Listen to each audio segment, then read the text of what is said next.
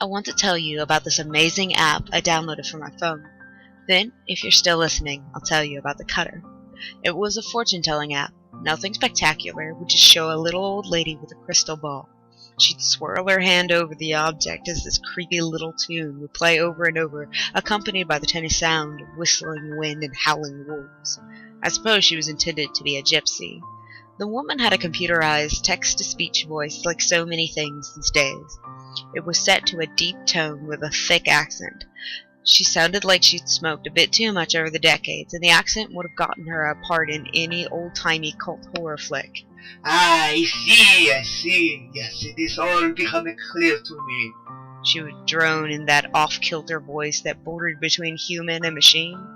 Then, your prediction, sort of like a horoscope, would appear in the screen. The voice would helpfully read it out loud for you. You will come to a great sum of money. Yes, I foretold it. Kind of silly, really. I considered it a toy like any other application downloaded free off that special store. It quickly replaced the Little Sucker app that's my most used. That's the one where your screen looks like a full bottle of milk, and if you hold it at an angle and make sucking noises into the mic... you know what? Forget it. Anyway, it was all fun and games until the damn thing started coming true. Not all of them, of course, at least not that I could tell. The time told me I'd come into money? You guessed it. My phone rang and I answered to find I was talking to a pair of local radio DJs. They insisted I had called into them despite what I knew to be true. I figured it was some sort of on-air prank and decided to play along. All right, if you can guess the answer to today's Big Prick Puzzler, you win! They called it that because the questions were always health or hospital related. You know, like a syringe prick. This was uncanny because I'd been working in a nursing home for the past 3 years. The question related to Alzheimer's disease, and I snapped off the answer as soon as they were done reading the question. That's right! The sound effects of clanging bells and flushing toilets emanated from the phone.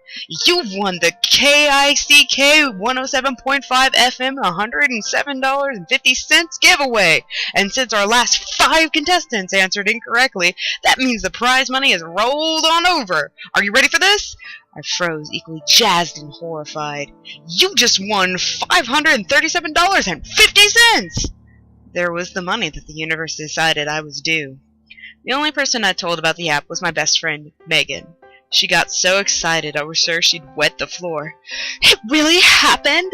She clasped her hands over her mouth and stared at me wide-eyed. I came into money, I replied. That sounds unsanitary. Remind me never to ask you for change. She laughed and dug around in her purse and retrieved her phone. I won it! Where do I get it? I directed Megan to the proper place, and within moments she was running the program over and over again, her sweaty little hands grasping the phone tight as her eyes leered, unblinking into her own tiny digital magic mirror. The program spoke its usual opening, then came out with a prediction. You will need a tall, dark, and handsome man. Oh, Megan cooed. And I thought the money thing was cliched. Shut up, don't jinx it. Her phone let out a small chirp, like an alert noise. After a second of giving the device a confused look, she turned the phone toward me expectantly. What's this part? I studied the image. It was a bird's-eye view of the city, like Google Maps or something. At the center was a green dot that clearly represented our location. No idea. I stroked my chin. I haven't gotten to that yet, I guess. It's some kind of GPS thing. Did you switch the apps? Nope. Huh. At the top corner of the map, a red dot moved into view. Now there's a red one. I waited as she turned the phone back to her own face and found the mode I'd referenced. Like a destination, maybe. You switched apps. Fine, whatever. We both put our toys away and got ready to go out for the night. There was a bar downtown where everyone knew us for all the wrong reasons, and if we didn't show up, they'd have nothing to complain about tomorrow. Megan hailed a taxi as I hung by the building and smoked a cigarette. She hated the thing, so I automatically knew which way was downwind. She couldn't have been more than 20 feet from me when it happened. She had just waved down a taxi, trying to look as adorable and needy as possible, when someone stepped out of the alley just beyond where she stood. The man was tall, dark. He wore a black hooded sweatshirt and had something tied over his nose and mouth. He strolled up to Megan like any pedestrian in a hurry to pass her by, but as he drew closer I noticed something out of the ordinary. In his hand there was a glimmering wedge of silver, a knife. Before I could form any real thought on the matter, the man had quickly drawn that blade across Megan's throat. As she crumpled to the sidewalk, more surprised than in pain, the man darted back into the alleyway he'd come from. I screamed. The taxi driver took off with a screech, and covering the distance between my smoking spot and my friend's bleeding form, I retrieved my phone and began to dial 911. Megan! I shook her shoulder. Megan! I rolled her onto her back, and as I did, her head all but rolled free of her body. What was left of her neck, just sinew and spurting gore, all allowed her pale frozen face to turn in an unnatural direction. Oh, God! Her phone had spilled out onto the pavement. On its screen, the red dot was quickly moving away from green. The police talked to me for hours. At least, I think they did, as I hadn't thought to keep track of the time. I sat in the squad car and watched with horror as they set about covering the body, putting up tape, and marking anything that might be evidence. It was like watching a colony of ants disassembling their massive prey. They didn't want me to watch, but I couldn't be dissuaded. I felt like turning away would be allowing her dignity to go unprotected. At least this way I knew for sure they were being thorough and respectful. I didn't want any battle-hardened cops standing over her just to make some clever joke about her condition. I told the officer who interrogated me everything I knew, which was basically nothing. I told him about the phone, the dot that seemed to draw close, then flee after the murder, and he said he'd look into it. I insisted that he actually do so, as opposed to just saying it to make me feel better. I took the subway home after that. I don't know how to explain it, but I was in no mood to hail a taxi cab down now, and the idea of being around a large group of people actually made me feel safer. The way that cab driver took off, it drove home the idea that I was totally and completely alone at that point. The bustle down there below the streets was indeed comforting. For all of these people, there was nothing to be concerned about. No hooded killer just above. They were oblivious and faceless. That allowed me to pretend I was the same. I took out my phone and studied it as this great horde of mindless cattle, myself included, waited on the platform. The fortune-telling program seemed to work as normal. The only reason I hadn't taken a look at it earlier was the complete shock of what had just happened. I'd completely forgotten pretty much everything outside of the grisly murder scene. Ah, I see. Yes, it is all becoming clear to me. I looked over for any watermark or other indication of who made the application. You will meet a tall, dark, and handsome man. My blood ran cold, and I drew in a sharp breath. Around me, others cast a glimpse my way, but remained uninvolved. That was the exact message Megan had gotten right before. My phone chirped, and I mentally begged for it to do anything other than what I expected. To my disappointment, the screen switched to an overhead map view of the subway system. There, at the center, was the green dot. Me. I quickly put the phone away and started surveying my surroundings frantically.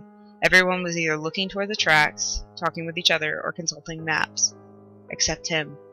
One man across the sea of people leaned against the stained white wall and locked eyes with me. His humorless face, his dead eyes, told me this must have been the man in the hood. He put his own phone into the pocket of his sleeveless army surplus jacket and took a step forward. I could see why he had concealed his identity, as his arms, the entire length of both arms, sported fresh, heavy scars as if he'd repeatedly sliced himself either for fun or out of some psychosis. The cutter. As the subway train pulled in, there was standard rush for the doors. Everyone wanted to get home, either after a long day's work or just an extensive tour of the city. Feeling no need to be polite at this point, I shoved others out of the way as I bolted into the vehicle. I tried to call 911 again, but my phone was locked out. All I could do was look at the desolate overhead map and watch the red dot coming closer to mine. "Help!" I shrieked at the top of my lungs. "That man is the murderer!" I thrusted my finger toward the cutter damningly. He had closed half the distance and was watching me through the window glass. Nobody so much as looked my way. In fact, they made every effort to cast their eyes away, toward posters, the floor, anywhere. I watched as the cutter entered the doors one compartment ahead of me. As the doors began to close with a pneumatic hiss, I made one final desperate move and flung myself through them. back out onto the platform. The doors closed. I didn't see him I didn't see him come out after me. I'd won. I once again mingled with the people who had just exited. I could easily wait for the next one, or better yet, I just dialed the police from a payphone. As soon as they had all appeared, everyone was gone once more. I checked my phone. The red dot hadn't moved. Looking back over my shoulder, I saw the cutter standing on the thin ledge across the tracks. I hadn't seen him leave because he'd pried open the opposite doorway. With a leap, he was hauling himself up onto the platform again, and I made a sprint for the stairwell, but he was faster. Almost as immediately as I had started running, he was nearly on top of me. "Stop!" I wheeled around on my heels, a can of pepper spray in my fist. He growled, drawing a nasty folding knife from his pocket. The painted handle displayed a forest scene with a buck raising its antlers before the sun. "You wanna hurt me?" He gave a sick sort of grin and held out his wrist. "Is that what you want to do?" The cutter dragged his blade across the soft flesh of his wrist, drawing copious amounts of blood. He gave the crimson rivulets only the slightest glance before locking eyes with me once again. "You can't hurt me." He charged. The stream of pepper spray met his eyes, nose, and mouth as he let out a deep-throated scream. Apparently I could hurt him.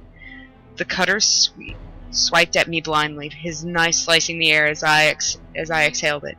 I had unwittingly backed myself into a corner between a series of tiled columns and knew that it was only a matter of time before that streak of silver met its intended target.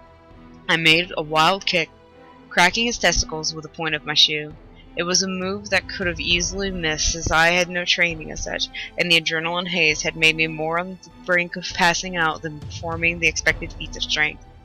The cutter slumped a bit, but was largely unfazed. I grasped at his fist, at the knife, with both hands. As he rained down punches with his forearm, knocked out teeth and shattering my cheek, I managed to pry his fingers apart just enough for the weapon to fall free. The knife clattered to the ground, sending a sharp echo through the empty terminal. With the advantage of sight, I managed to pluck it from the floor as he clumsily groped through the grime. Before I knew what I had done, the blade was stuck in his back. It's not like the movies or television. When you kill someone, when you stab or shoot them in the chest or stomach, they don't just fall to the ground and die instantly. The cutter heaved a mix of blood and stomach contents onto the ground, great spans of red. He frantically attempted to draw the knife from his back, but it was in vain, as he couldn't reach it. Finally, he crawled on hands and knees like an infant and slumped against one of the columns.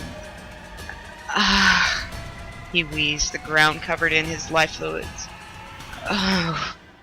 One of his eyes had opened a bit, the swollen lids parting by virtue of size rather than due to his preference. That one, reddened, watering eye peered at me accusingly. "What did I ever do to you?" he gurgled. Confused, I looked down at my feet and spotted his smartphone. The screen showed a top-down view of the subway system. There was a green dot where he was. Mine was red.